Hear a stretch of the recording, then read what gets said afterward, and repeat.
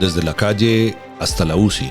Esto es Emercrit Podcast, donde la emergencia se une con la evidencia. Ciencia en español, pensamiento profundo, práctica con propósito. La revolución del paciente crítico comienza ahora.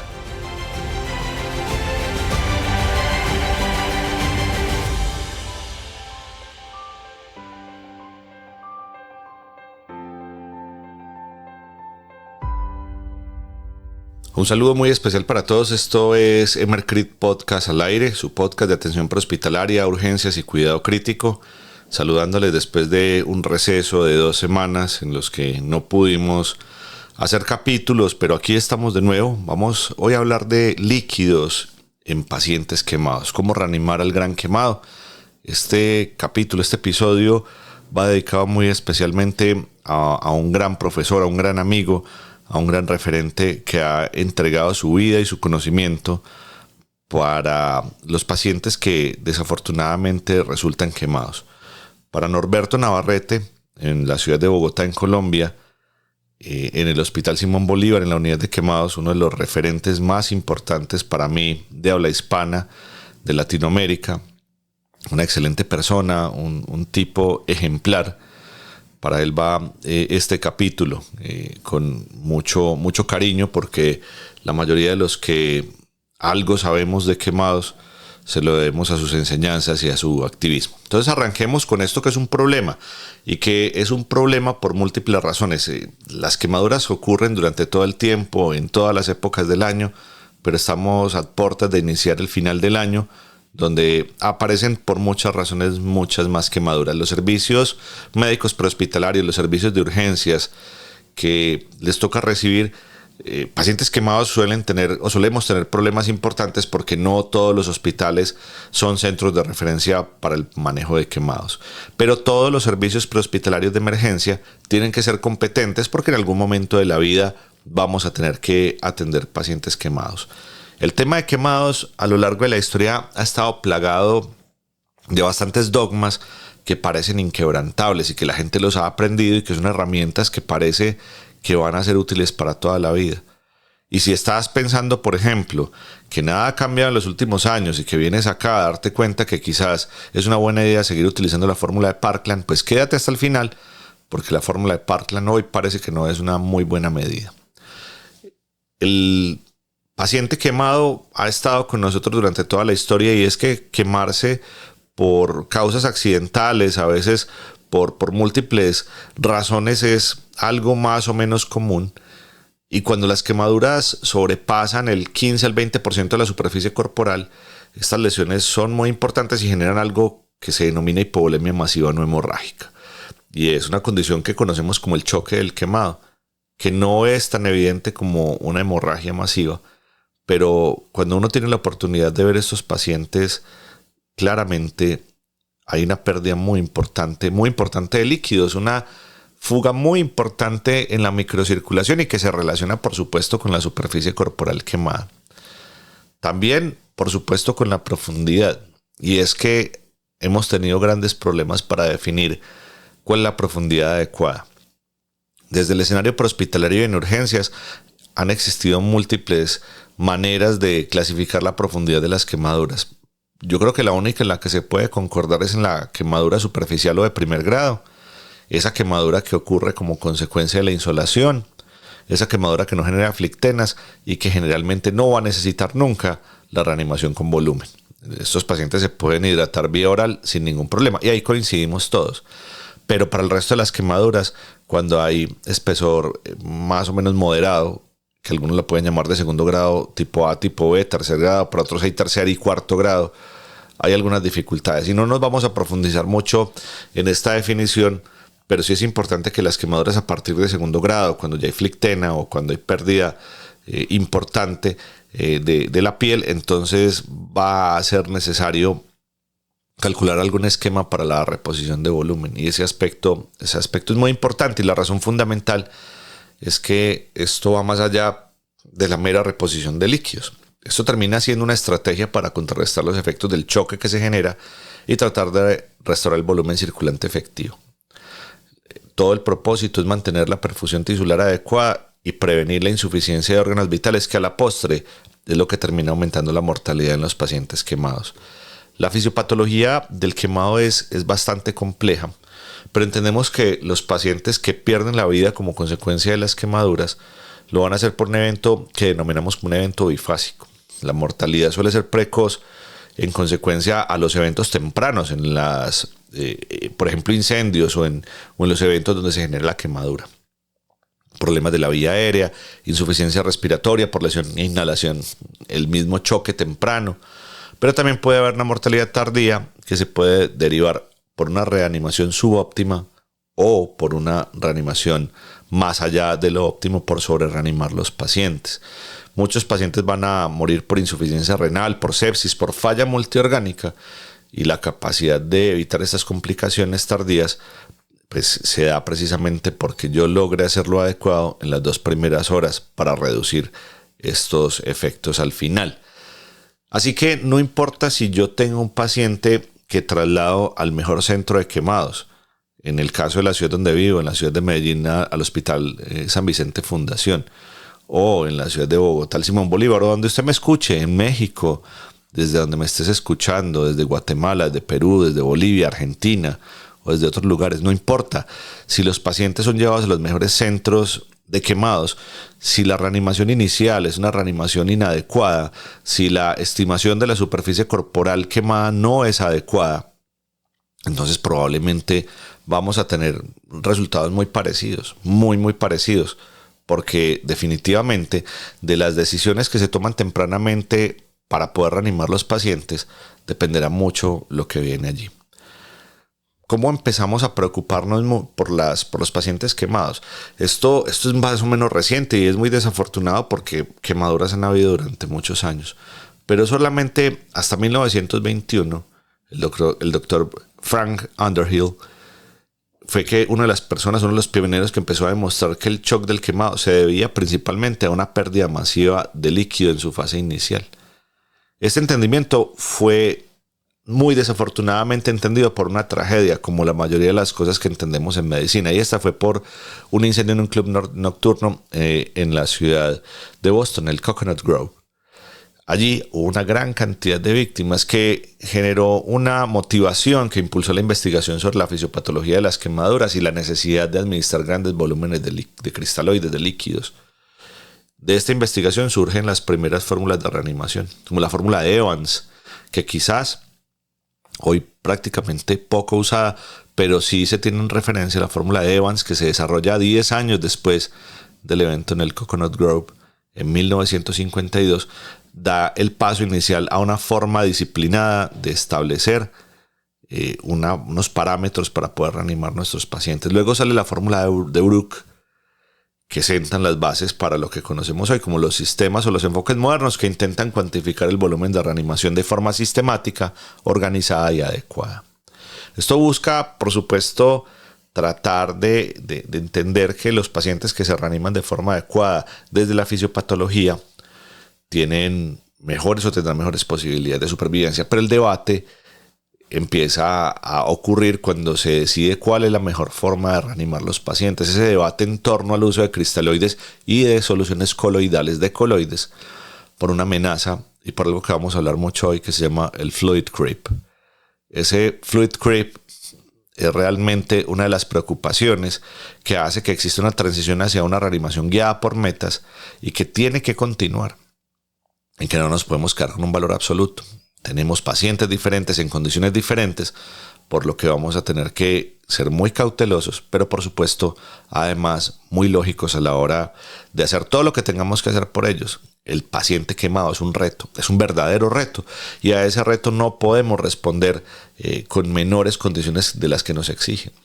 Condiciones de estabilización, de destrezas, de habilidades, que son las únicas que van a determinar cómo le va a ir a nuestros pacientes. Yo creo que el primer gran inconveniente existe cuando estamos pensando en reanimar pacientes gran quemados por la estimación de la superficie corporal quemada. Históricamente se ha utilizado la regla de los 9, la regla de Wallace.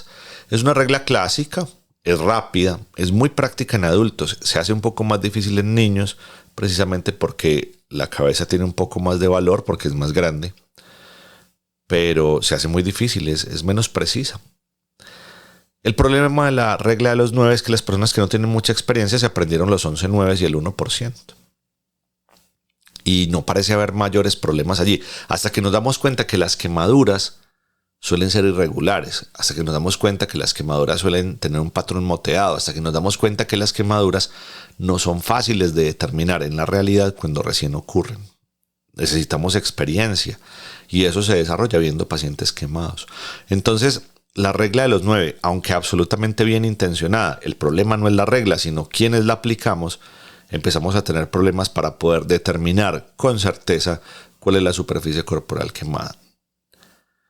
Aparece posteriormente una regla que es práctica y que es útil, que es la regla del 1% de la superficie corporal quemada que corresponde a la palma del paciente. Esto es bastante útil en lesiones pequeñas o irregulares, pero va a generar mucha variabilidad interobservador, tal y como ocurre con la regla de los 9. Nada que hacer, no tenemos hasta ahora nada que sea tan útil. Y los diagramas de Lown y Browder que aparecen en los libros, como en el PHTLS, que aparecen en el ATLS y que se hacen las recomendaciones, son una buena idea. Son más precisos y se pueden ajustar por edad, por la proporción de la cabeza, tronco y extremidades, que cambia en pediatría, por supuesto. Y quizás sean una buena idea. Pero créanme que los diagramas de Lown y Browder no son tan utilizados como creemos que deberían. Y ya hay herramientas digitales, ya tenemos aplicaciones, ya hay posibilidad de inteligencia artificial, ya hay nomogramas que pueden llegar a ser útiles, hay aplicaciones que las podemos utilizar y que definitivamente también necesitan capacidades por ahora del observador. Yo no estoy descartando que en muy poco periodo de tiempo un par de fotos o un video puedan llegar a ser suficientes para que una aplicación pueda determinar una superficie corporal quemada con mayor probabilidad, pero no nos podemos confiar de eso. Hoy necesitamos personas entrenadas en poder determinar la severidad y la profundidad, o la profundidad y la extensión de las quemaduras, para que a partir de este valor podamos tomar mejores decisiones en la reanimación con volumen. Es absolutamente necesario tomar esa decisión basada, por supuesto, en el peso del paciente, porque la mayoría de las fórmulas lo traen, de la extensión y de la profundidad. Entonces, ¿cómo está el mundo hoy con respecto a la estimación y cuál es la realidad? La tendencia global es que la mayoría de los estudios coinciden que la superficie corporal quemada suele sobreestimarse en los escenarios prehospitalarios y de urgencias cuando es calculada por personal no experto o en esas situaciones de estrés. Eso es una realidad. Solemos pensar que la gente está más quemada de lo que realmente está y la magnitud del error varía de forma significativa. Se estima aproximadamente que esta sobreestimación puede estar entre el 5 al 10% de la superficie corporal quemada, o sea, un error que puede ir desde pensar que está quemado un 5% más de lo que está quemado hasta el 20% más de lo que está quemado. Y eso según algunas series que se han realizado. Este aspecto es importante porque esto va a generar sobrereanimación en los pacientes y vamos a utilizar más líquido, especialmente cuando se utiliza una fórmula como la fórmula de Parkland, 4 cc por superficie corporal quemada por kilo de peso, como una fórmula que ha sido inamovible a través del tiempo porque es la recomendación y quizás la fórmula más popular.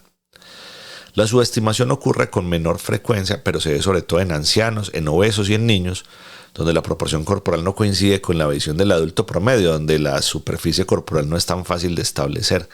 Y la consecuencia clínica pues va a ser la reanimación inadecuada y el problema mayor. Pero como nuestro problema principal va a ser la sobreestimación, ahí es donde hay más riesgo de que se genere una sobreresucitación y que aparezca el fenómeno del fluid creep.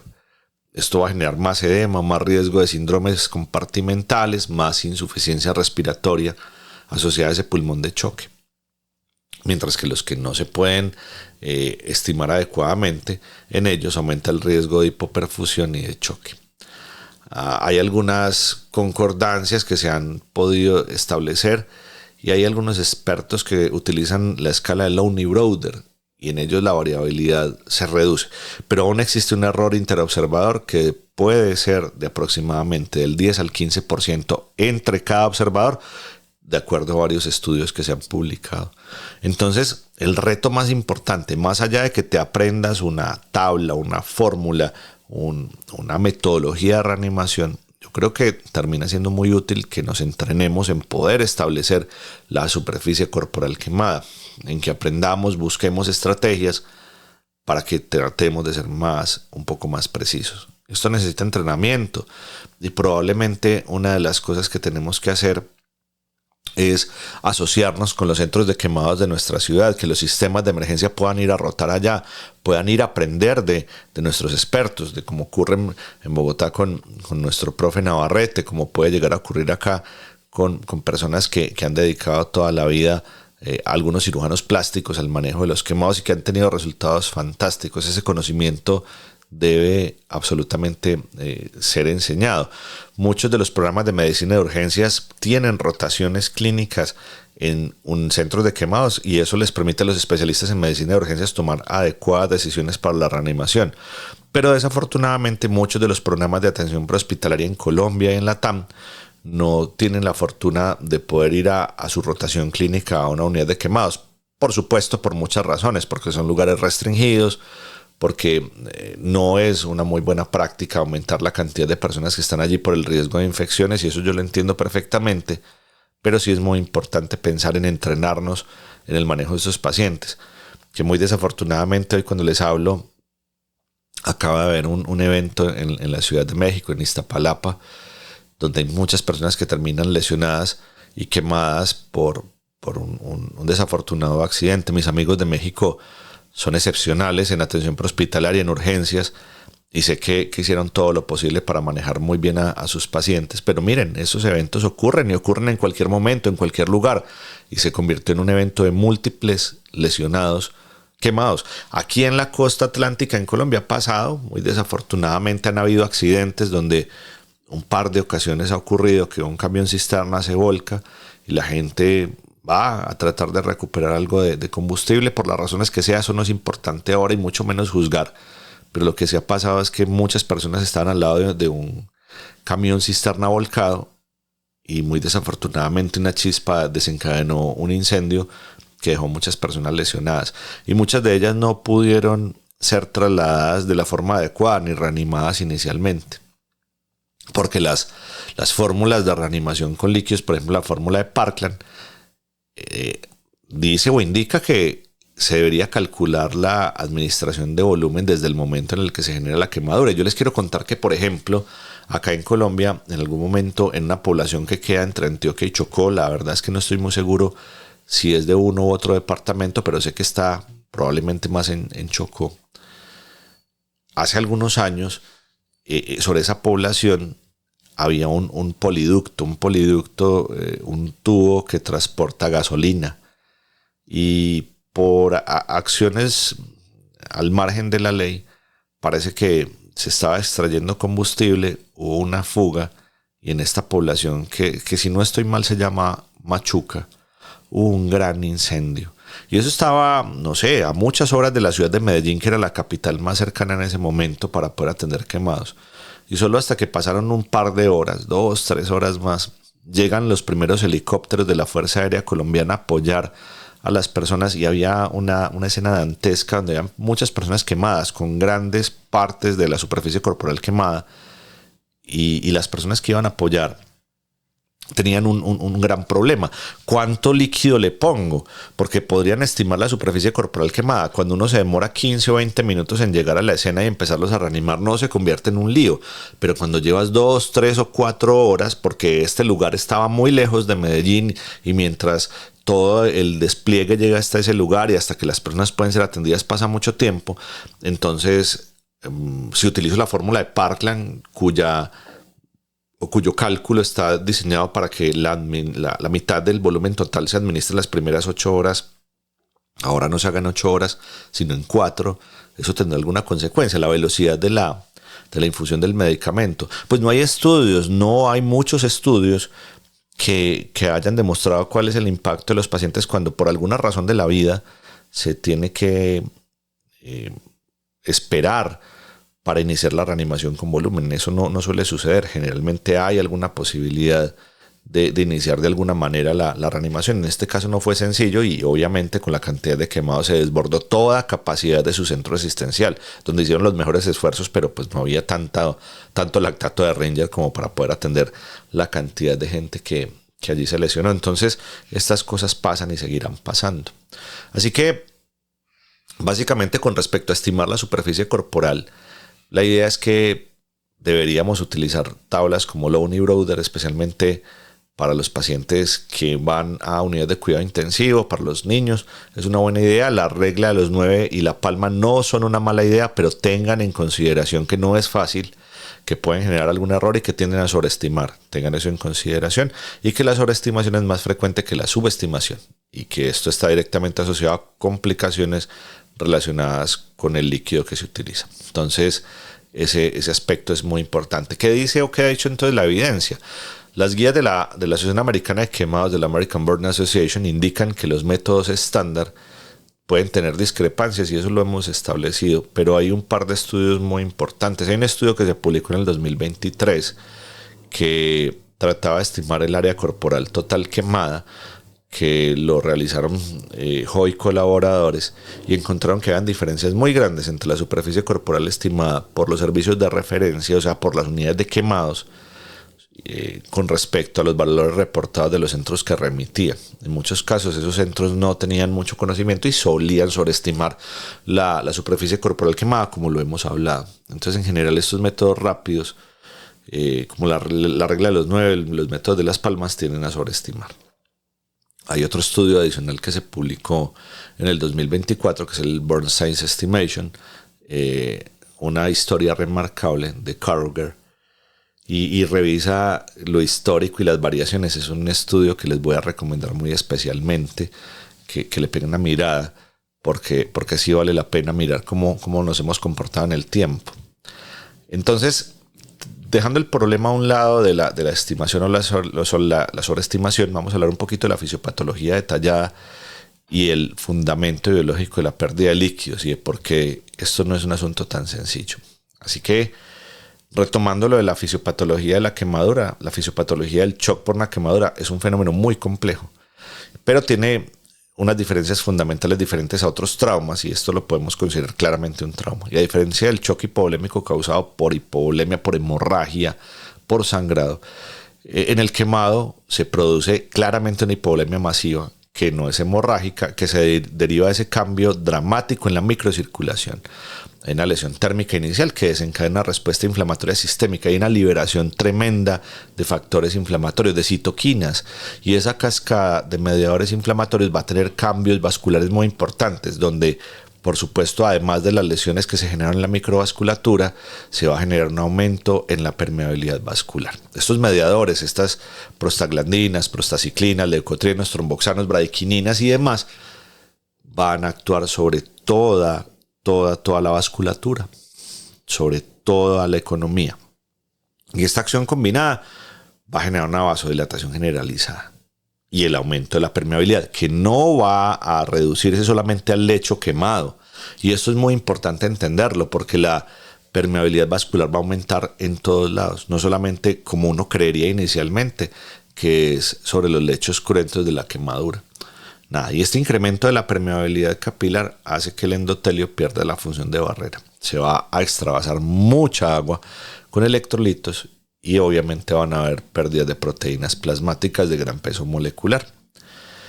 Esto va a terminar en un desbalance tremendo. Entonces, más allá del daño vascular que existe, también hay un mecanismo celular subyacente que se ha descrito de manera muy interesante y que contribuye al problema del volumen. Y es que las quemaduras, que suelen comprometer más del 20 al 30% de la superficie corporal total, suelen generar problemas celulares por fallos en la bomba de sodio-potasio ATPasa. Y esta despolarización generalizada en las membranas celulares va a facilitar fenómenos en los que se aumenta la concentración de sodio intracelular, y conforme el sodio se aumenta, el agua sigue también al interior de las células, provocando edema celular y en última instancia la muerte celular si esto no se puede corregir. Este mecanismo termina por explicar por qué la hipovolemia es tan severa y requiere la administración de grandes cantidades de líquido. Pero eso no es tan sencillo, porque el resultado de la fisiopatología y de una rápida depleción de volumen intravascular va a ocurrir sin ninguna duda si no se hace una reanimación adecuada y precoz y temprana.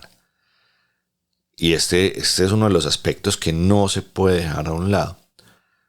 Cuando los pacientes no se reaniman de forma correcta, esto conduce a hipoperfusión, desencadena acidosis metabólica por hipoperfusión, aumenta la liberación de lactato y evoluciona hacia una insuficiencia renal, hacia falla multiorgánica.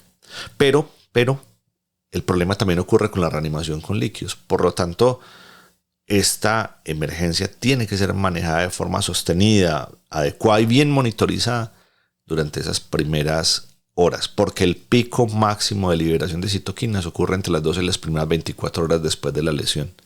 Momento absolutamente crítico. Pero también soy entendedor, y ustedes lo saben, que en muchos lugares de Latinoamérica, donde hoy me están escuchando, el traslado de los pacientes hasta centros de quemados puede durar muchas horas, 6 horas, 7 horas, 8 horas, 12 horas. Esas primeras 12 horas van a ocurrir durante ese periodo en el que se tienen que trasladar, porque no todos los estados, no todas las regiones, no todas las ciudades tienen unidades para manejar quemados. Ese es un problema. Y quemados ocurren en todos los lugares, en todos los poblados, en todos los rincones. Y se necesitarían mejores oportunidades, o por lo menos sistemas de traslado más adecuados. Hablamos un poquito de las fórmulas, pero entremos un poco más en detalle en esas fórmulas, en esa estimación, en esas reglas, en la evolución de ese paradigma. Ese manejo inicial del paciente quemado pues ocurre de forma similar a como manejamos pacientes en trauma y suele tener un protocolo en el que se estima cómo se debería hacer. Utilizando habitualmente la regla de los 9 de Wallace, se divide el cuerpo en segmentos y se establece la superficie corporal quemada. Y solemos iniciar reanimación con volumen cuando la quemadura es más, es más profunda de segundo grado y tiene más del 15 al 20% de superficie corporal quemada. Allí iniciamos ese fenómeno o esa rehidratación, esa toma de decisiones. El problema es que siempre se han considerado como una regla rígida las metodologías que se han utilizado. Y la más histórica, hablemos un poco de ella. En 1968, el profesor Charles Baxter desarrolla la fórmula de Parkland. La fórmula de Parkland, que es muy conocida por todas y porque además es un cálculo en general sencillo, que se basa en el peso del paciente y de la superficie corporal quemada, y que nunca estableció si era sobre el peso real o sobre el peso ideal. Todo el mundo lo hace sobre el peso real del paciente, donde la fórmula es 4 mililitros por kilo de peso por superficie corporal quemada. Esta es la cantidad en la que se va a infundir para 24 horas, pero la mitad de lo que se obtiene de la fórmula de 4 mililitros por kilo de peso por superficie corporal quemada se va a administrar en las primeras 8 horas desde el momento de la quemadura.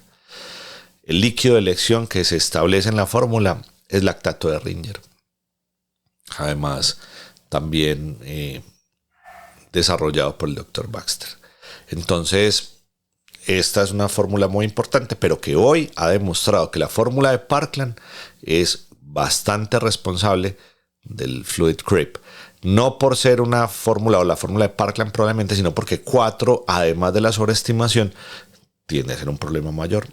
Y probablemente hay algunos enfoques que pueden ser más adecuados y un poco más restrictivos. La fórmula de Brook, por ejemplo, la fórmula de Brook modificada. Entonces, a pesar de esa aceptación tan amplia de la fórmula de Parkland, de su enfoque de los 4 mililitros por kilo, se asoció ese fenómeno de sobreinfusión que ya les he descrito, ese fluid creep, y en respuesta a esa preocupación aparece la fórmula de Brook modificada, porque ya existía la fórmula de Brook que contenía coloides y que fue una de las primeras fórmulas que estuvo disponible, pero se modifica la fórmula de Brook y aparece como una alternativa al volumen inicial más conservador. La fórmula de Brook es 12 cc por kilo por superficie corporal quemada, donde se pone la primera mitad en las primeras 8 horas y el resto de las 16 siguientes. Entonces eso no, ya hay que desmitificar eso, que la fórmula de Parkland es de 2 a 4. No. Siendo realmente estrictos, Parkland es 4 cc por superficie corporal quemada por kilo. Y Brook modificado es 2 por kilo por superficie corporal quemada. Eso es la realidad y esto lo tenemos que hablar de forma correcta. Cada definición en cada cosa es la fórmula modificada y parece que es una buena medida precisamente asociado a varias cosas, porque la distribución de este volumen es la misma que Parkland, la misma que les he dicho, y no es solamente una simple modificación numérica. Esto representa un cambio en el paradigma que está impulsado por la evidencia y por las complicaciones asociadas a la sobrereanimación, que las conocemos y existen cientos y cientos de ensayos que hablan sobre los fenómenos del fluid creep. Y este enfoque refleja el reconocimiento de la agresividad inicial, que debe ser un poquito atenuado por ese objetivo de evitar ese daño iatrogénico. Y la American Burn Association ha avalado ese enfoque de 2 mililitros por kilo por superficie corporal quemada como punto de partida en la reanimación, demostrando que esto realmente ha sido una preocupación histórica y hay algo que tener en consideración. Han habido entonces diferentes fórmulas. Arrancamos con Evans, que hablaba de 1 mililitro de cristaloide más 1 mililitro de coloide, y que se utilizaba y se dividía la mayoría de las fórmulas con la mitad para las primeras 8 horas y el resto para las 16. La fórmula de Brook original se desarrolló un año después, en 1953, y utiliza un poquito más, 1.5 de lactato de Ringer y 0.5 de coloides de albúmina. Poco o nada se utiliza hoy. Parkland surgió después de Brook en 1968 y es la que conocemos bastante bien. Brook modificada aparece mucho después, aparece a finales de los 70, principios de los 80, y se han extendido muchas otras fórmulas que incluso han utilizado soluciones hipertónicas, fórmulas como Monafo, una fórmula de un centro muy reconocido en Texas de quemados que es el centro de Galveston, con fórmulas como Galveston. Pueden llegar a ser fórmulas útiles. Lo que ustedes, estoy seguro que ya entendieron, es que no es un problema de fórmula, es un problema de fórmula asociada a la capacidad clínica de determinar la superficie corporal quemada y a la forma en la que puedo monitorizar el paciente quemado, en la que puedo evaluar la diuresis, en la que puedo estar midiendo el lactato, en la que tengo la posibilidad en los centros especializados y en las unidades de cuidado intensivo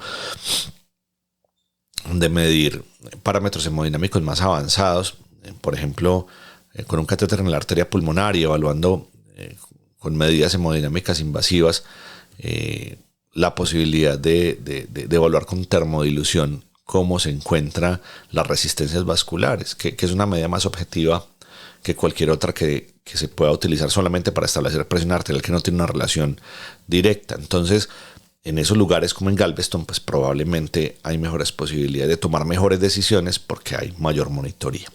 Entonces, se desarrollan las controversias de los líquidos, de los cristaloides, sobre la necesidad temprana de los coloides o no, cómo le iba a los pacientes, y entonces ese debate de uso de cristaloides frente a coloides ha sido una constante en la medicina de urgencias, prehospitalaria y de cuidados críticos.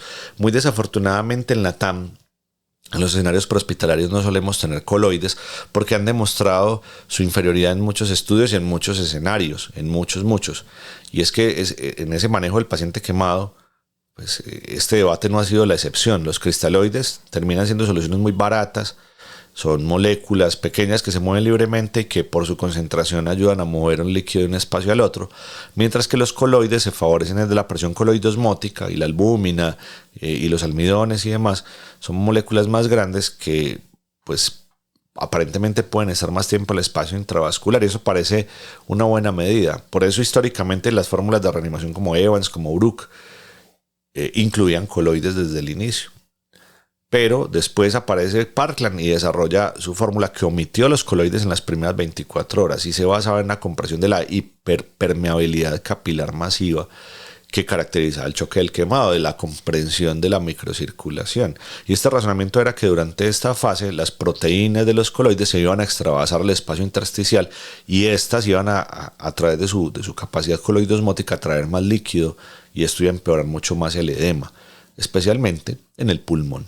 Y estos pacientes que hacen ese pulmón de choque se vuelven prácticamente inventilables y generan o desarrollan un síndrome de insuficiencia ventilatoria terrible. Les cuento que eso lo enfrentamos con mucha frecuencia en las unidades de cuidado intensivo por diferentes razones. Por ejemplo, en los pacientes que hacen falla multiorgánica por sepsis y les tenemos que estar poniendo los vasopresores, les tenemos que estar poniendo el antibiótico, les estamos poniendo la sedación, les estamos haciendo reanimación con volumen, y cuando llegan a esa falla anúrica, esa cantidad o ese balance positivo de líquidos hace que rápidamente tengamos que pensar en terapias de sustitución renal como la hemodiafiltración veno-venosa continua para tratar de sacar líquido y tratar de poder ventilar a esos pacientes. Esto no es realmente un SRA porque está dado por la sobrecarga, pero se comporta como tal y se termina convirtiendo en un problema. Ahora, si yo no tengo las posibilidades, no tengo la experticia, pero me toca trasladar pacientes durante periodos prolongados de tiempo, haciendo una reanimación agresiva, pero no pudiendo establecer si estoy logrando el propósito, todo va a salir bastante mal. Entonces la evidencia actual y algunas de las revisiones de Cochrane, como una revisión que salió en el 2018, sugieren que el uso de coloides, como quieran llamarlos, almidones, dextranos, albúmina, plasma fresco congelado, en los pacientes críticos no parece ofrecer en términos generales disminución en la mortalidad comparado con la reanimación solo con cristaloides. Así que en los escenarios prehospitalarios y de urgencias podemos tener la certeza de que haciendo lo correcto con cristaloides hay un buen beneficio. Sin embargo, hay alguna evidencia de certeza moderada que podría pensar o hacer pensar que de forma adecuada, cuando se pasa de una cantidad de volumen que para muchos es tempranamente lo que se calcularía de acuerdo a Parkland, cuando se supera, sería pensar en la administración temprana de coloides. Es una buena posibilidad, pero también hay evidencia clara que ha demostrado que el uso, por ejemplo, de almidones puede aumentar ligeramente la necesidad de transfusiones y de terapia de soporte renal. Entonces, a pesar de este hallazgo, de lo que hemos venido hablando del uso de coloides, la Asociación Americana de Quemados ha reintroducido selectivamente la consideración de la albúmina y sugiere que se debería considerar la administración de albúmina en esas primeras 24 horas en esos pacientes que ya yo les dije que tenían quemaduras extensas y que en conjunto podrían mejorar muchísimo más la diuresis, podrían mejorar mucho más algunas otras cosas. Pero esta recomendación no se extiende al plasma fresco congelado, cuyo uso se suele desaconsejar porque hay mucho riesgo de una lesión pulmonar aguda relacionada con la transfusión que se denomina TRALI, porque sabemos que el plasma fresco congelado trae ese riesgo y es una de las principales causas de muerte asociada a la transfusión. Tengan eso en consideración y en algún momento, si alguien tiene un poco más de duda, podemos profundizar al respecto. Así que este ciclo de pensamiento que va desde la inclusión de coloides en las primeras fórmulas hasta la exclusión en Parkland, y que vamos a hablar también un poco de la regla de los 10 que también excluye coloides, pues reincorpora de forma selectiva en la práctica moderna. No, esto no es una simple regresión, sino que es una evolución más o menos matizada del entendimiento clínico y el abandono de los coloides en fase inicial para evitar el empeoramiento del edema y ese fluid creep, que es un problema grave y que la agresividad de la reanimación con cristaloides por sí sola la introdujo.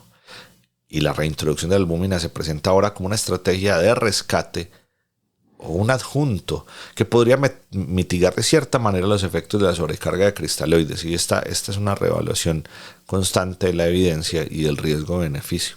Y eso lo tienen que tener en consideración. La regla de los 10, la bendita regla de los 10, muy útil en atención prehospitalaria.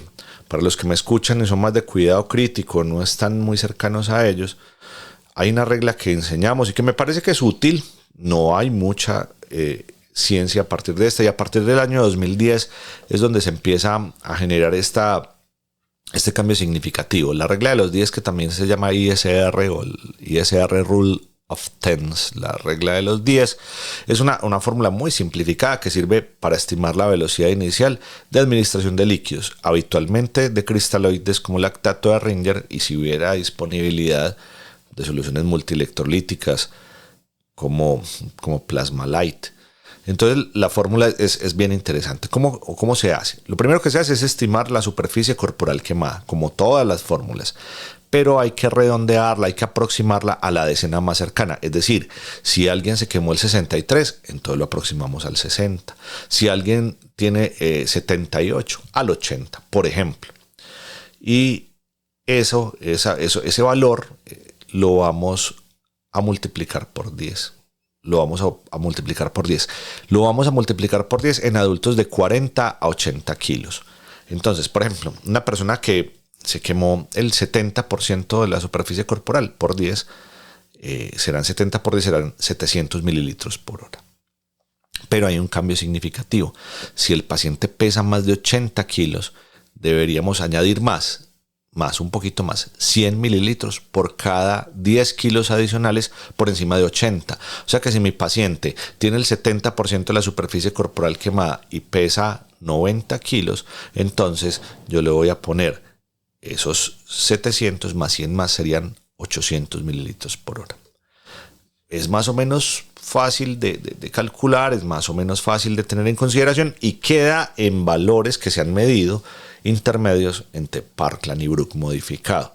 Esta regla sale como un objetivo de proveer un punto de partida simple y rápido, que me parece bien y que fue diseñado para escenarios de desastre, escenarios militares, lo que se hubiera utilizado en un evento como el de Machuca que les describí.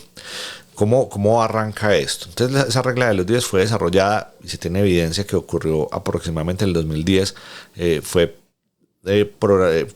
escrita en un artículo por Chung, por Salinas y por Renz, en un artículo que se llamaba Simple derivación inicial de los líquidos o de la rata de líquidos para la resucitación de pacientes severamente quemados en escenarios de combate. La validación se hizo con un software en sílico, donde utilizaron esa regla de los 10 para montar casos, y pues parece que ha habido una aceptación interesante, pero vuelvo y les insisto, después del 2010 no han habido grandes estudios que comparen resultados, que hayan comparado desenlaces con escalas o con diferentes escalas, donde se haya podido establecer que la estimación de la superficie corporal quemada sea correcta. Y ese es el problema.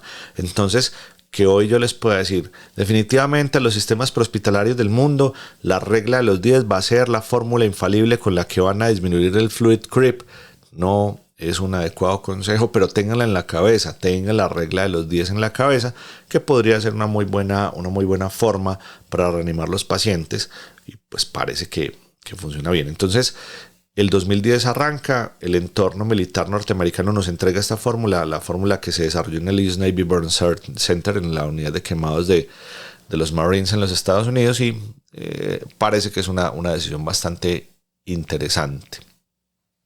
Entonces, teniendo estos aspectos más o menos listos, después de haber pasado por las décadas de los 30 y los 40, cuando se describen esos problemas microvasculares, desde Evans en 1952, Brook en el 53, Parkland en el 68, que la desarrollan Baxter y Shires, hasta el 2010, bueno, también pensar en Brook modificado de los finales de los 70, principios de los 80, se habla de ese tremendo problema del fluid creep.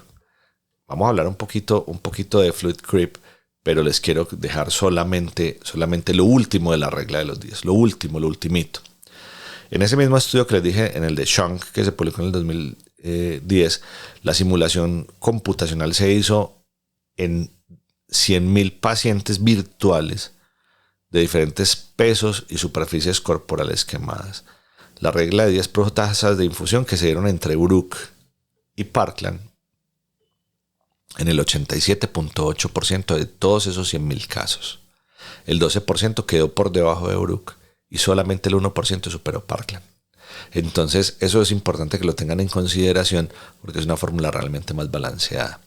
En el 2023, Rizzo y colaboradores hicieron una mención importante de cómo se reanimaban los pacientes. Hicieron algunas comparaciones.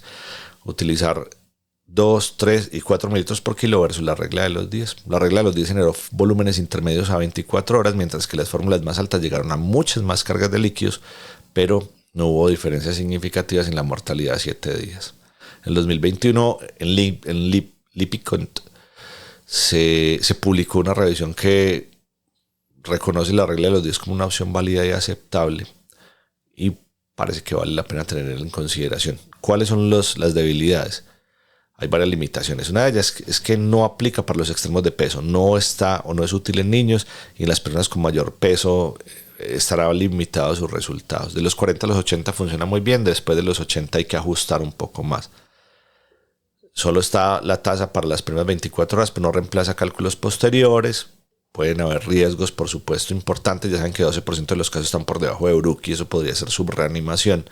Y no hay algunas variables importantes que hoy son claras en quemaduras eléctricas, quemaduras por inhalación, o qué pasa cuando hay retraso, o qué pasa con ancianos y pacientes comórbidos cuando tienen, por ejemplo, falla cardíaca. Hay muy poca evidencia y la mayoría de estudios son simulaciones o son algunas retrospecciones. Asunto importante. Entonces, la comparación se ha dado solamente en algunos pocos estudios y no hay ensayos clínicos muy, muy importantes, pero vale la pena que la tengan en la cabeza. No hay una fórmula infalible hoy. Entonces, para que vamos cerrando, les quiero hablar un poquito de eso, de fluid creep, que yo creo que si lo pudiéramos traducir sería como arrastre de líquidos o infiltración de líquidos. Y se refiere claramente al exceso de líquidos intravenosos que se administran en el paciente con quemaduras graves. Esto se notó cuando la fórmula de Parkland era el estándar mundial y donde todos usábamos Parkland para calcular la cantidad de líquidos que se requerían. Este fluid creep pues va a ocurrir y ocurre cuando se utilizan cantidades de fluidos que suelen estar entre 4 y 6 mililitros por kilo de superficie corporal quemada. Este exceso a menudo pues va a ocurrir por la subestimación del peso del paciente o la sobreestimación de la superficie corporal quemada. Es que son varias variables que tenemos que tener en consideración. Pero ¿cuáles son las consecuencias entonces? ¿Qué es lo que le pasa a los pacientes? Esto puede llevar a graves complicaciones y quizás una de las más importantes se lleva a cabo porque esas complicaciones se asocian probablemente a la sobrecarga de líquidos que pueden ser más graves o menos graves de acuerdo al volumen o a la sobrereanimación y pueden generar en los pacientes una morbimortalidad tremenda. Entonces ese exceso de líquido aumenta la presión hidrostática intravascular y eso agrava aún más la extravasación en una vasculatura que está más permeable de lo habitual. Entonces esto puede llevar a un edema generalizado y las principales complicaciones incluyen la primera, un síndrome compartimental. Ese edema masivo en las extremidades puede aumentar de manera significativa esa presión en el intersticio y compromete la circulación, provoca isquemia, necrosis, incluso puede hacer que se pierdan extremidades afectadas. Y de forma similar, la sobrecarga de volumen es una causa muy importante de síndrome compartimental abdominal, que como ustedes muy bien saben, la manifestación del síndrome compartimental abdominal será la disfunción multiorgánica, donde ese aumento de la presión intraabdominal va a comprimir todos los órganos, compromete la perfusión y obviamente puede ser un problema mayor. Y no estamos hablando de las escaras y no estamos hablando de quemaduras circunferenciales todavía. La insuficiencia respiratoria, ese edema pulmonar y ese síndrome de dificultad respiratoria que no cumple criterios de CRA, no cumple criterios de Roma porque eso se da, por supuesto, por sobrecarga. Son consecuencias directas de la cantidad excesiva de fluidos, lo que puede aumentar la necesidad de soporte ventilatorio y va a contribuir mucho más a la sobrecarga de volumen y la falla multiorgánica. Y ya al final van a ocurrir otras cosas, otras complicaciones sistémicas como hipertensión ocular, ilio y falla multiorgánica. Lo preocupante es que el peligro del fluid creep es que esto suele ser un círculo vicioso. Y es un círculo vicioso letal porque esa sobrereanimación inicial puede llevar a hipertensión intraabdominal, que puede no ser diagnosticada porque falta experiencia. Y esta a su vez puede comprometer la perfusión renal y otros órganos. Esta hipoperfusión puede llevar a ser mal interpretada por el equipo de atención como subreanimación. Entonces va a aumentar mucho más y va a ser mucho más vigorosa la reanimación y esto terminará siendo un problema porque empeorará más aún la hipertensión intraabdominal y esto acelera la cascada hacia la falla multiorgánica y esto o la comprensión de la causa y el efecto puede hacer que ese círculo vicioso se rompa y haga que esa proyección básicamente en caída libre pueda ser evitada. Tengan mucho cuidado con eso.